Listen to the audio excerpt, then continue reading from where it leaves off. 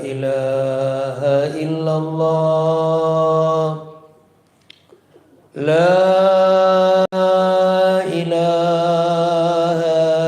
illallah. Cuman makin tinggi kalimat ini, Bu, makin ada suara-suara aneh kedengaran. Jangan kita takut, Bu.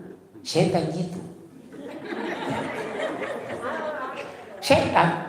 Kenapa setan? Karena setan itu tidak mau lihat dekat dengan Allah.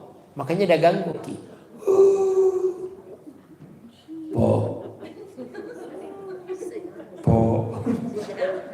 Diam aja.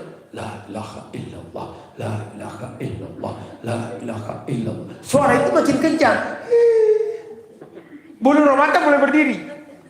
Perasaan tak ada orang langkahi ki. Tutup aja mata. La ilaha illallah. Suara itu makin kencang. Sekali berhenti ke zikir, baru pejamkan mata, napas ki 2 kali ke dalam. Lepaskan di mulut. Tahan. Begitu kedua. Tahan. Begitu dia bunyi. Balas ke cepat. Pasti lari setan dan deh, bosku.